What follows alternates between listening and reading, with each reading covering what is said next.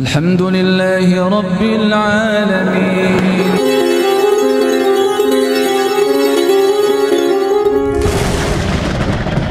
Bukan inna ba'dal usri yusra, bukan setelah kesulitan ada kebaikan, tetapi ma'a itu bersama, Pak.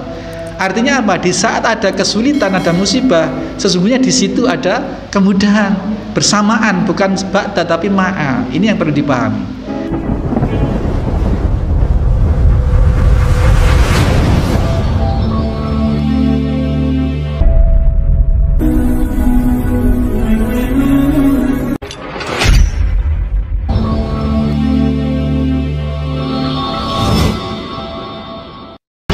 Bismillahirrahmanirrahim. Assalamualaikum warahmatullahi wabarakatuh. Innal hamdalillah nahmaduhu wa nasta'inuhu wa nastaghfiruh wa na'udzu billahi min shururi anfusina wa min sayyiati a'malina. May yahdihillahu fala mudhillalah wa may yudlil fala hadiyalah. Asyhadu an la ilaha illallah wahdahu la syarikalah. Asyhadu anna Muhammadan abduhu wa rasuluhu la nabiyya ba'dah. Allahumma salli wa sallim wa barik ala Muhammadin wa ala alihi wa sahbihi wa mawalah. Hadirin hadirat jamaah Masjid Al-Muslimun Curah Jeru Panji Situbondo rahimani wa rahimakumullah, serta segenap mustami dimanapun berada saat ini rahimani wa rahimakumullah. Islam yang dijanjikan oleh Rasulullah SAW melalui Allah, melalui baginda Nabi tadi itu, sebenarnya sejak kerasulan pertama Nabiullah Adam itu belum berdakwah Islam. Beliau hanya ditugaskan oleh Allah untuk mengembangbiakkan manusia, kan begitu kurang lebih, dengan nilai-nilai ya tauhid juga. Tetapi yang benar-benar menyebarkan, berdakwah, mengajak Islam itu adalah Nabi Nuh alaihissalam.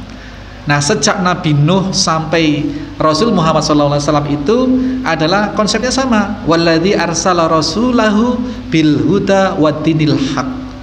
Jadi Allah mengutus utusan untuk menyampaikan al-huda, petunjuk. Petunjuk itu maksudnya adalah ilmu. Petunjuk itu adalah panduan ilmu. Kalau mau bahagia begini itu ilmu. Kemudian waddinil haq, dan sesuatu yang hak itu amal soleh. Jadi tidak cukup bilhuda penting, tetapi watinil hak adalah juga harus, karena petunjuk mobil ada buku petunjuknya, buku petunjuk dibaca tapi tidak diterapkan, ya remek mobil, Pak. Ganti oli harus sekian, kalau bensinnya habis harus diisi, itu sudah diterangkan di dalam buku panduan. Nah, kalau tidak dilakukan oleh pemilik mobil, aki tidak pernah dikontrol, radiator tidak pernah diganti, tidak pernah dikontrol, oli dibiarkan, remek, Pak. Nah, sama bil huda wa dinil haq. Hidup ini dengan panduan huda dan hak, ilmu dan amal. Sudah paham, Pak, kalau yang namanya taklim seperti ini fadilahnya besar. Sudah ngerti meskipun kita nggak ngomong. Sekarang ini kalau hanya mengandalkan asal bisa tahu, Pak, anak-anak kita, Bu, kalau hanya asal anak-anak kita itu pinter, sekarang ini akan percuma kita karena kalah dengan Google. Kalau hanya tujuannya anak jadi pinter. Kalau tujuannya anak jadi terampil, mahir, sekarang masih kalah dengan teknologi AI, Artificial Intelligence. Itulah huda, itulah petunjuk, ilmu. Dalam taraf ilmu apapun itu kita perlu tahu, bahkan menuntut ilmu itu wajib. Tetapi wadinil haknya, amal solehnya itu yang harus tetap kita laksanakan. Tanpa itu kosong. Tahu kalau taklim itu tahu dari mana? Tahu dari YouTube. Saya nggak hadir di majelis taklimnya Al-Muslimun tiap malam Jumat. Wong di YouTube rutin itu keluar, saya akan lihat dari YouTube aja. Ini hanya untuk memperoleh ilmunya, hanya untuk memperoleh informasinya, tetapi hanya untuk memperoleh hudanya tadi itu, hudan petunjuknya. Tetapi wadinil haq, amal solehnya, bahwa datang ke majelis ilmu, duduk mendengarkan, keberkahan atau amaliah itu yang tidak dilakukan, sehingga tidak sama, Pak. Saya sering, Ustadz saya nggak hadir tapi saya ngikuti di YouTube misalkan, ya nggak sama lah. Paham ya Pak? Sampai sini paham Pak ya? Kalau hanya sekedar tahu ilmu itu ya gampang. Kita ada YouTube, ada Google, macam-macam. Tapi agama tidak cukup itu. Harus amal soleh, harus beraction itu. Itu beda Pak, beda. Meskipun pengetahuannya mungkin sama. Hari ini saya ngomong kita bahas ini. Besok berapa hari lagi karena antrian uploadnya itu mungkin berapa hari lagi keluar ini yang kita omongkan di YouTube. Mendengar di YouTube, melihat dengan hadir ke sini yang didapat pasti jauh berbeda. Ya, gampangnya di YouTube tadi itu hanya dengar, hanya dapat informasi, dapat bil huda tadi. Ya, watinil haknya tidak dapat, amal solehnya tidak dapat, pahala taklimnya tidak dapat, pahala langkah kakinya tidak dapat, pahala ribatnya tidak dapat, pahala riyadil jannah tidak dapat gitu. Pahala silaturahimnya tidak dapat, sholat berjamaahnya juga tidak dapat. Ini beda banget, beda sekali. Nah, ini pelajaran yang kesekian dan terakhir yang ingin kita tekankan adalah kita dalam menghadapi sesuatu tidak boleh terburu-buru menyimpulkan, baik sesuatu itu yang tidak enak bagi kita maupun yang enak. Kita sering kata Rasul tadi itu, wadzalikum tasta'jilun.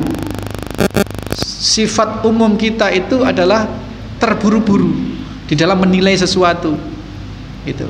Tidak kemudian diselami, didasari pada sesuatu yang bil huda wa dinil haq tadi. Sehingga ketika kita dapat kesusahan, langsung kita tasahud, ngersulo kepada Allah. Nah, ini suatu bentuk dosa. Atau dikala kita dapat kenikmatan, kita terburu-buru menyimpulkan bahwa ini adalah satu kenikmatan yang harus kita nikmati. Lupa bahwa kenikmatan itu pun juga merupakan satu ujian yang harus kita sikapi dengan setepat-tepatnya. Mumpung punya jabatan, mumpung saya presiden, saudara saya harus jadi pejabat semua, anak saya harus jadi wakil presiden. Kalau umurnya belum gimana? Undang-undangnya tak rubah. Ayo, anak saya juga harus jadi wali kota, harus jadi gubernur. Belum masuk umur gimana? Sudah, nggak punya partai gimana? Saya bikinkan partai, saya bikinkan partai. Gitu. Seperti itu. Ini orang yang memegang satu karunia hanya disikapi sebagai satu peluang kenikmatan, tidak disadari itu sebagai bentuk cobaan atau ujian. Sehingga yang terjadi hanya menikmati. Tempo hari di mana apa di sini bahwa seorang yang sudah memiliki di Wringin itu hadis yang ke-22 atau berapa itu, kalau seseorang sudah memiliki satu lembah emas itu kan dia akan berpikir, dia mengangankan, dia senang kalau dapat lembah emas yang kedua. Dan di hadis lain dinyatakan kalau punya lembah kedua, ingin ketiga dan seterusnya. Mulut manusia tidak akan pernah cukup kecuali sudah diisi dengan turab atau tanah. Artinya kalau sudah meninggal. Ini kalau orang memiliki kenikmatan karunia dari Allah hanya disikapi sebagai bentuk kenikmatan, tidak diwaspadai, tidak disikapi sebagai bentuk ujian yang dia juga butuh lulus dengan ujian kenikmatan itu. Nah ini Bapak Ibu sekalian. Jadi apapun kondisi kita tetap tidak boleh terburu-buru menyimpulkan. Ketika kita mendapatkan musibah, kita juga tidak boleh bersuudzon terhadap keadaan, apalagi kepada Allah, apalagi menyalahkan diri sendiri. Dan ketika kita mendapatkan kenikmatan juga tidak boleh lupa diri, karena semua kenikmatan maupun ketidaknyamanan itu adalah ujian yang di situ hakikatnya adalah semua kebaikan dari Allah. Oleh karenanya kita bersyukur justru ala kulli hal terhadap segala sesuatu, karena baik kenikmatan itu kalau kita mampu mensyukuri maka itu jadi kebaikan, dan apabila kita ada ketidaknyamanan atau musibah kita bisa bersabar. Syarat sabar adalah tadi itu tidak tasahud, kita bisa berserah diri kepada Allah, bahkan bisa bersyukur, maka itu juga jadi satu kebaikan buat kita. Di sini menekankan sahabat Khabbab ini diminta bersabar oleh Rasulullah SAW. Bersabar dalam arti kekeh, thiqah di jalan yang dia ambil, ya ini jalan keislaman. Tidak mengeluh, kemudian tidak merasa sudah gagal gitu. Dengan kemudian Allah Rasul memaparkan beberapa kisah dengan optimisme dan harapan-harapan dan sekaligus sentilan kamu itu. Jadi ini satu cermin bagi seorang pemimpin. Pelajaran terakhir yang kita ambil, kita seorang kepala keluarga, kita pemuka masyarakat, pemuka agama, guru, atau orang-orang yang menjadi tumpuan orang lain. Kalau kita dikeluhi sesuatu, Pak, kita jangan ikut ngelokro. Ini Rasul Shallallahu Alaihi Wasallam dikeluhi, ya Rasul, kami sangat begini-begini. Tidakkah engkau minta pertolongan pada Allah untuk kami? Tidakkah engkau berdoa kepada Allah untuk kami supaya gini? Rasul tidak, iya ya memang sekarang lagi susah begitu. Tidak seperti itu. Ustadz, gimana saya sekarang ini terjerat hutang saya hampir nggak bisa keluar. Saya mati kalau nggak ini. Iya, saya juga sama. Seperti itu. Tidak boleh, Pak. Masih ada Allah, minta kepada Allah. Sudah minta Ustadz, belum dikasih, minta lagi sama Allah. Ini ada kisah nyata, Pak, tentang ini saya ingat. Jadi ingat ada seseorang yang ngeluh, Ustadz, saya sudah usaha bangkrut, saya berusaha keluar dari riba sehingga saya tidak kerja lagi di lembaga riba, usaha saya bangkrut, gimana nih? Sementara utang sudah menunggu, menanti. Masih ada Allah. Sebab kamu masih punya ibu? Masih, Ustadz. Datang ke ibu, minta, Bu, sekarang apa yang ibu inginkan dari saya? Datang dia, Pak, karena yang ditanya ini Ustadz yang dia yakini kealimannya, kebijakannya. Kemudian datang ke ibu, Bu, ibu minta ingin apa dari saya? Walah nak, ibu itu sudah nggak pingin apa-apa, cuman ibu itu mikir adikmu yang perempuan itu belum menikah sampai umur sekian. Coba ibu ingin kamu menyenangkan hati adikmu itu, belikan emas, belikan berlian, perhiasan untuk dipakai adikmu supaya adikmu itu ada sedikit rasa senang. Akhirnya bayangkan, Pak, terjepit hutang, usaha bangkrut, ya, tanya ibunya pingin apa, suruh belikan emas permata untuk adiknya. Ini kan tantangan berat, tapi ya sudah, bismillah. Kayaknya sih dengan utangan baru, Pak, kayaknya ini ngutang lagi kayaknya. Nah, begitu dapat apa yang ibunya minta, dihadirkan, hadir lagi ke ibunya. Bu, ini yang ibu minta untuk adik saya, silakan ibu ambil, ibu pakaikan ke adik saya. Ibunya dengan meneteskan air mata, ya Allah, terima kasih nak, ya Allah, alhamdulillah putra saya sedemikian solehnya, berilah kemudahan pada putra saya ya Allah. Nangis, sama-sama nangis. Tiba-tiba pahanya yang laki-laki tadi, pemuda tadi itu bergetar, Pak.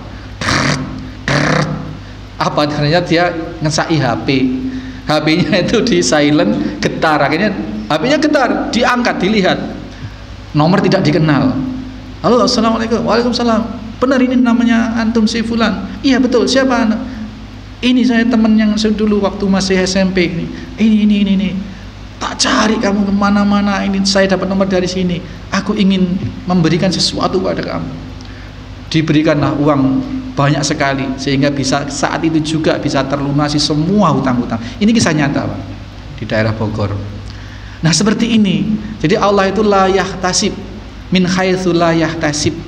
Pada orang-orang yang beriman, bertakwa, beramal soleh, solusi itu tidak disangka-sangka.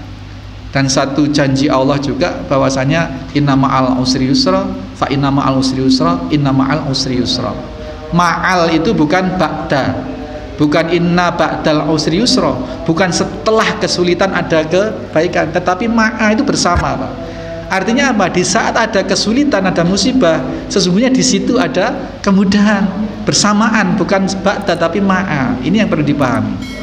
Jadi ketika dapat musibah, bersyukurnya jangan nunggu musibah ini selesai kemudian ada kebaikan, tetapi justru di saat musibah itu kita sudah perlu bersyukur karena ma'al usri yusra.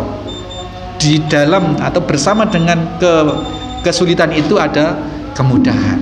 Nonton ya Bapak sekalian, sudah ada, nanti ngobrol-ngobrol aja, datanya jawab mungkin di luar. Subhanakallahumma wa bihamdika asyhadu alla ilaha illa anta astaghfiruka wa atubu ilaik. Assalamualaikum warahmatullahi wabarakatuh.